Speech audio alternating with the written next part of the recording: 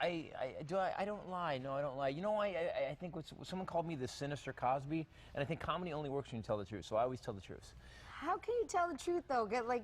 Doesn't it hurt people's feelings, or do you get? Oh, my family doesn't. My family never talks to me. They don't talk to me anymore. We'll have. So the family unions, I still go, but they just kind of gather in the corner, and if I come over, they go, "Hey, how you doing?" They don't tell me anything that's going on. You know, I started doing because they're scared of you. They are. I was, you know, when I started doing stuff about my mom's mental illness and stuff, like, you know, my mom was crazy. I don't mean mom's crazy. I mean, we, the jury, find the defendant. And I used to do stuff, and then I started telling stories. I tell a story about my dad in my new show that I'm doing over here at the American Comedy Company, and it's just my dad is. He hated my comedy. My father used to come to my shows, and he would tell people, I never raised those kids the way he says I raised those kids. And then we did an interview with him on Extra One. I had my TV show, and he looks in the camera at the interview, and he goes, I never abused those kids, and if I did, they deserved it.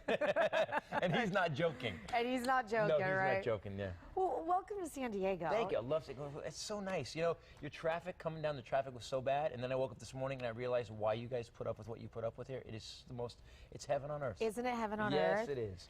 You had your first show here last night too, right? Last night, How was that? I've always wondered how, because I mean, I've watched comedy shows in LA and like all different cities, but how do you describe the San Diego crowd?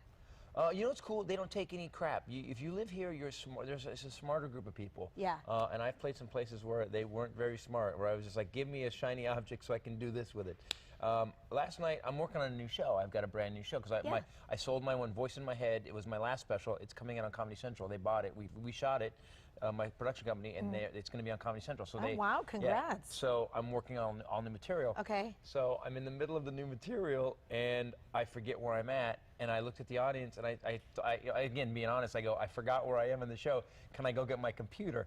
And I jumped off stage, and I went in the green room. For real, you did that? I got my computer, and I brought it out on stage on the stool, and I flipped it open, and I'm like, okay, oh, got it. And I did the rest of the show. And they loved it? No one punched me. That's all I can say. No one got up and just was like, you know, but they had to be like, oh, great, we get to watch him practice. This sucks. Does truthfulness always work though, like in comedy? Like, can you always? I mean, what if you just like go over the line, you hurt somebody's feelings? Usually, as long as you're telling the truth and you're doing it in a way that's not mean, it's okay. I will tell you this, the audience, I learned a long time ago, the audience knows when you're lying to them.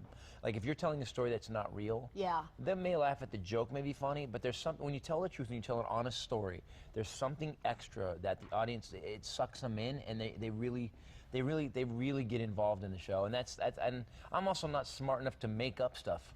That's not true. Some horrible nightmare has to happen in my life, and then I'm like, oh, I can write about that. Okay, so before I let you go, any other things that you're working on that you want to tell everybody about?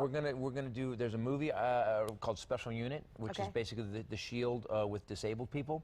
The whole premise is, due to the Fairness and Disability Act, the LAPD is supposed to hire 4 handicapped undercover detectives, and I'm this horrible jerk cop that's got to train them, and they end up being way smarter than me. So we're going to do that, and that's going to be our first production, and we're going to try to reboot Titus like they did with Arrested Development for about 13 episodes. We are happy you made it here. Oh, thank you for having me here. And I'm awake. Thanks for letting me sleep in your chair. It was good. You know, anytime. I got some rest. You want to sleep there. We sleep everywhere. Anywhere that we can take a nap. It's San Diego. It's mellow, bro. The waves aren't running today, so just take a nap. No, but the waves are running. Aren't they running? Are they running today? Aren't they running? Every day. Every day. Oh, every day. Wow, there you go. That's on the San Diego license plate. The waves are running every day, brah. Stop it. You can check out Christopher on stage tonight and tomorrow, yes? Yes. Okay, at the American Comedy Company in the Gaslamp Quarter. You can get ticket information. We'll have everything up on our website for you, voxlivesandiego.com. Click the Scene on tab. Good to have you here. Have a good weekend. Good luck at your shows. Oh, I can't wait. Thank you for having me on. Appreciate it. All right, Paul. You're going to sit there. You're going to sit there because there's no camera pointing at me. There isn't a single camera pointing at me.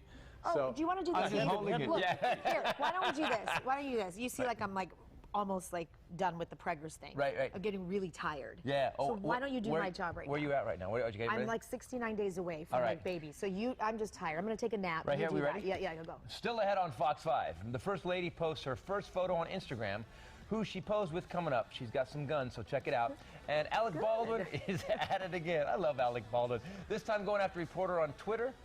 What the journalist wrote about the actor's wife that has him so upset. Oh, don't go after Baldwin's wife. Plus, Fox 5 is at the drive-in for a double feature.